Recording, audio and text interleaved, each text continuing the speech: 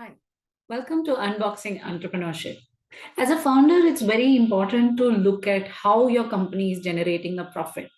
And when you're scaling your company, you have to look at your business model very often to make sure that you're consistently generating that profit. Today, I'm going to talk to Devansh Lakhani, the founder of Lakhani Financial Services. And we are going to talk in much greater detail about a business model. Let's get right into it.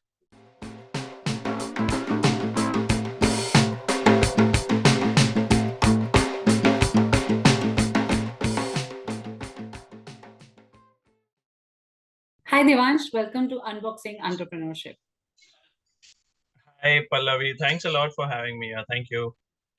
So it's my pleasure to have you, and we are going to talk about business model in detail. But let's first hear about you and your company. Okay. So Pallavi, basically, my name is Devansh Lakhani. Just for your viewers and listeners who probably would not know me, my name is Devansh Lakhani, and I'm a chartered accountant by qualification. So, and my firm's name is Lakhani Financial Services. So basically, we are a boutique investment banking firm, and we specialize in helping early stage tech startups to raise funds from our network of investors. Basically, that's what Hmm. we do. And Hmm. what we do is when we are helping the startups, we really go deep down while advising them on their entire fundraising journey, because Hmm. it's their primarily their first round outside their friends and family and their own capital. So Hmm. there's a lot of in-depth strategizing or business planning, modeling, creating the entire revenue model, guiding them on how we should approach the investors, what should be the ideal unit economics, the metrics which investors look at in that Yeah. particular sector or that particular industry, and Hmm. then connecting them with the like-minded investors to negotiate to close a deal. That is what we do from end to end, to connect them and to raise funds, basically. That's awesome. So typically, what is the duration of your engagement with with a startup before you actually take them towards funding? The duration before we take them to investors is basically 20 days approximately, Hmm. because in those 20 days we work quite a lot in detail to create their, as I mentioned earlier, to help them Hmm. with their entire business plan. We have proper 7 to 8 days of session daily, Hmm. where we spend 3 to 4 hours with the founders, Hmm. and deep dive into their model, deep dive into Hmm. the vision that they hold for their businesses over the next 5 years. Where do they want to take it? Is the approach right? Should we tweak Yeah. something? Should we change the marketing strategy, or revamp it on those Hmm. lines? Basically, can we add another product? If we add Hmm. it, what will be the unit metrics of that product, unit economics of that product? Will it be Hmm. profitable? When will it break even? So Hmm. all those things, it's a complete 360-degree purview of that business Hmm. on day zero itself, so that we know okay, acha, what is going to happen probably in the future for the next Hmm. 1 to 2 years or 5 years.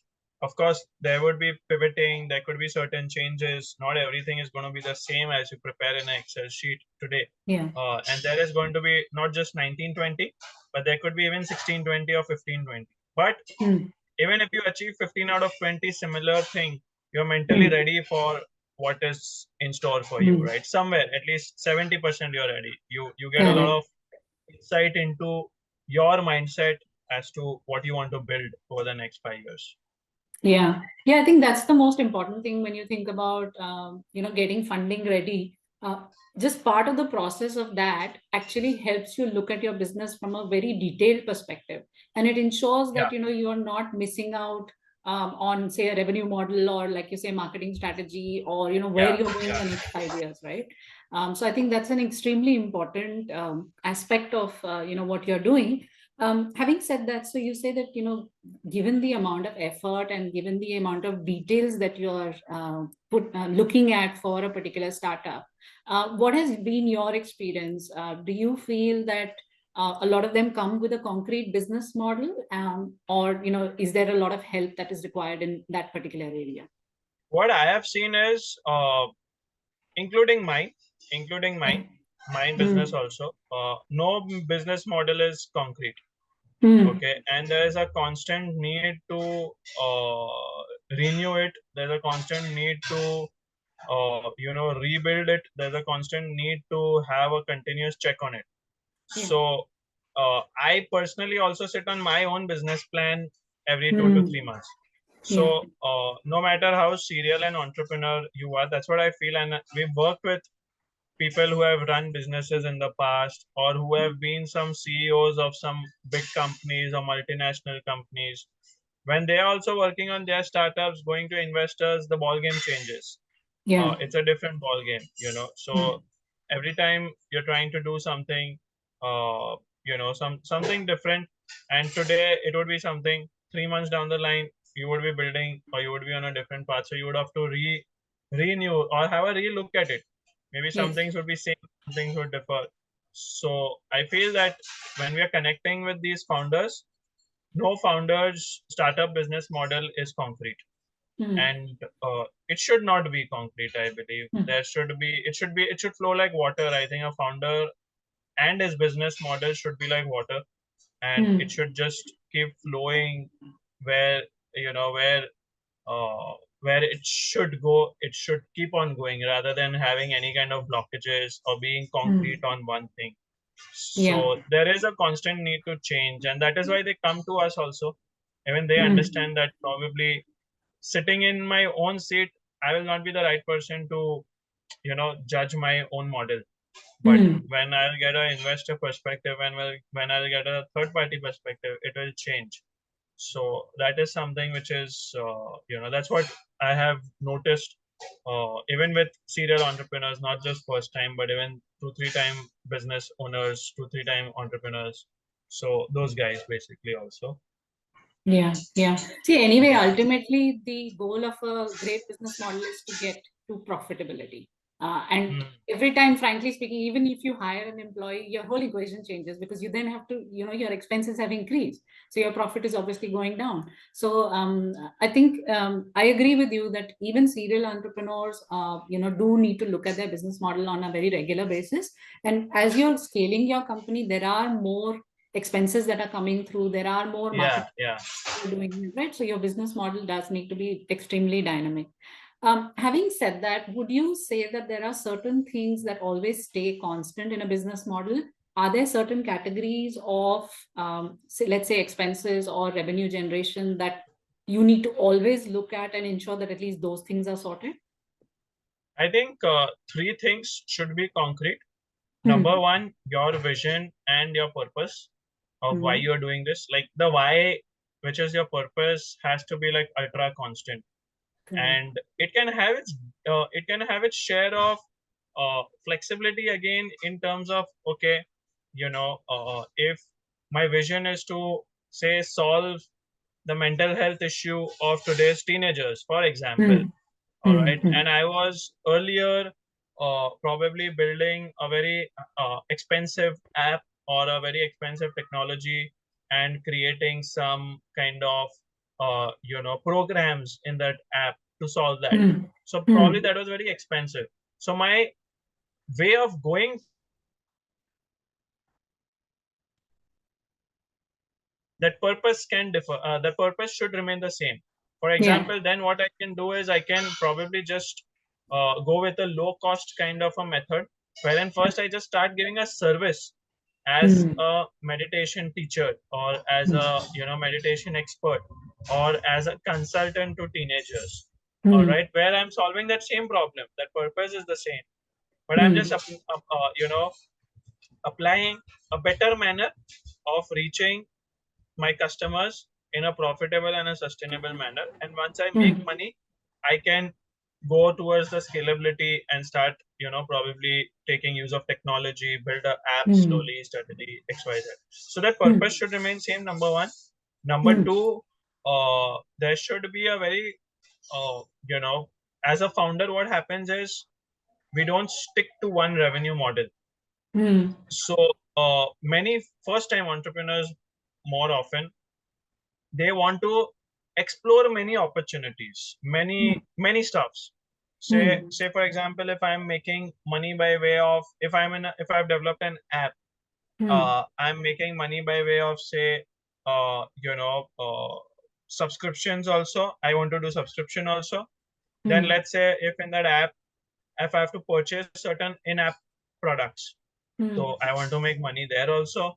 Then let's say, for example, there are some, I want to, there's a scope of advertisement income.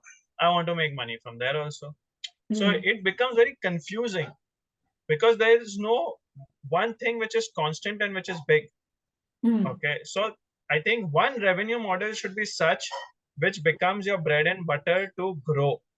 All right. And then all other revenue streams or anything else that you want to add, you can't compromise on that first one. All right. So that is a place where many founders make that confusion. We can't compromise on that first one because that is our bread and butter. Because of that, my office is running today. Maybe the other one I can do as a value added service, as something else. It's like, if I've called for a masala dosa, my main food is masala dosa. I can have n number of small chutney bowls, small sambar bowls, that is there. But my stomach is going to be filled with the masala dosa. Correct. So it's that, I think that is one thing which has to be concrete. Okay, you can't deviate from that. No matter you take how many ever changes you want to add, new products, new services, one revenue should be such which pays your salary and your rent. That's my typical understanding as a Gujarati and as a businessman also. It's my typical understanding basically. Then आपको जो करना है करो, थोड़ा मजा करो, दूसरे product में invest करो, do whatever. Take fancy offices, whatever. And the third thing is regarding the fixed cost, which needs to remain, concrete in a sense. Of course, fixed cost also keeps increasing because as you add more manpower, as you add more, stuff.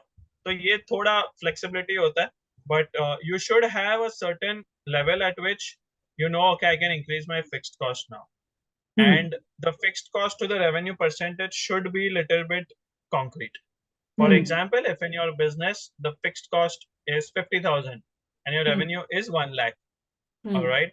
So till the time you don't reach 2 lakh rupees revenue, you should not increase your fixed cost to 1 lakh. So that percentage has to be 50%. 50,000 to 1 lakh percentage was 50%.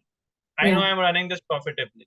Now till the time I don't increase or get a mechanism where in 1 month or 2 months I will increase my revenue to 2 lakhs, I should not make my fixed cost go to 1 lakh. Say for example, I should not invest in a bigger office space till the time I reach 2 lakhs and pay that higher 15,000 rupees rent, more 15,000 rupees rent. I should not get another operations executive. I should do it myself till the time I don't reach that 2 lakhs. I should not spend that 25,000 salary on an ops executive. So fixed cost to revenue as a percentage should remain concrete. Of course, when you're scaling, it's much more bigger game. Things go a little bit haywire in terms of percentage. 50 ka 45 ho jayega, 40 ho jayega, 35 ho jayega. But at least in this initial few months till the time you are reaching 20 lakhs monthly revenue or something like that, I think this could be manageable with little bit deviation here and there. So I think these three factors should remain concrete. That's very good, actually. I mean, you've covered vision, you've covered revenue model to grow, and you've covered cost. I think that captures everything that, as founders, we need to think about. I mean, a lot of founders, when they start something, they started out with a passion. So finance comes to them very, very late. And while they may be okay with the revenue model, like you said, the last point I thought was very interesting was that, you need to understand that till your revenue doesn't get to a certain milestone, your fixed cost cannot increase. A lot of times, I do see founders wanting to invest, spend money on certain new activities, the next shiny object, let me invest in Instagram marketing because that's the thing that is trending right now. Having said that, if you've not found a way to increase your revenue, that in itself is not going to bring you more revenue. At the end of the day, you have to figure out what. And that again comes to that second point. Okay, you need to have that one stream of revenue where you need to invest so that becomes big and that makes you sustainable. So that is something which is very important. One concrete revenue should be there, revenue stream. Yeah. So do you face this challenge a lot that people do keep have too many options for revenue models and they don't know where to invest Yeah, their yeah. energy? I mean, everyone in, two or three startups have this thing. I mean, it's like a FOMO kind of a thing amongst Yes. founders. Yes. Okay, if this startup who is raised funds, X startup, he's having Hmm. these 3 4 revenues. So Yes. why should I have just one revenue? Or why should I start with one revenue? Arey boss, he is Hmm. already at a 3 4 year old company Hmm. and raised 3 4 rounds, so they can Hmm. have. You are still early Hmm. stage, Hmm. just born, and you can't start off with 3 4 streams. Even he had started with one stream only. Correct. Slowly, steadily, when that one stream becomes exhausted, and okay, you can't scale that one stream beyond a point, you can add Hmm. the second one, the third one, slowly, Yeah. steadily, and Hmm. cross sell, upsell. That's when all these terms come into the picture, right? You cross sell to the same Hmm. set of customers, you upsell, you Yes. downsell. Hmm. So that is what should be done ideally, but that does not happen. So that's the Yeah. gap that is there. Yeah. It all comes down to There are many patience, right? examples, like even for example, if I am running a marketplace kind of a Hmm. model, or Hmm. let's say it's a b2b b2b startup where I am providing an app to retailers or wholesalers to make their purchases and everything very simple, grocery Hmm. purchases or something like that. So we work with people who are working on 2 3 revenue streams in that, when Hmm. even not one has been scaled up to probably uh, 50 60 lakhs monthly revenue or 1 crore monthly revenue. So Hmm. before you can't scale one stream to that much, it's not wise to go to a second one, right? Yeah. When that first stream has that scope, it's not that it does not have that scope. Hmm. So people charge subscription from the retailers, then they also take a commission from the volume of the trades that happen, Hmm. and then probably also go into an NBFC kind of a model where they'll also finance that retailer to take stock. Hmm. So Hmm. those all things are good. It's not that they Hmm. are not valid streams, but then Hmm. out of the three, there is no one concrete one, Yeah. and that's where the confusion happens. कि focus किस पे करे? Correct. तो scale कैसे Absolutely. होगा अगर एक चीज पे focus नहीं होगा? Hmm. That is the Hmm. thing. And founders get attached to every little thing that they are building. So Yeah, it's yeah, always yeah. a challenge. Yeah. All right. Okay. So that was actually quite good. I mean, it was a short conversation, but I think we covered a lot of things. We talked a lot about, the importance of a business model and what are the, like you gave three really good points about what really defines a good business model. I think that would be extremely helpful. Are there any final thoughts that you want to end with? I mean, not as such. I think, probably I'm not that accomplished to give any kind of suggestions or, anything of those sorts or guidance or something like that. But I feel that, there is, I mean, I have this one thing which I keep saying to everyone, that in India's every nukkad and corner, there is a founder sitting. Hmm. Earlier, in every nukkad and corner, there was a Sachin Tendulkar. Now there is a founder sitting in every nukkad Hmm. and corner also. But everyone, they are just having ideas. Hmm. So idea will be nothing without execution. Yes. That is what I feel. I believe in very thoroughly. So I think once those founders sitting in every nukkad and corner, if they just not only have ideas, but also go out there and execute and hustle it out. So Hmm. that's when I think India can become like a very very large economy in terms of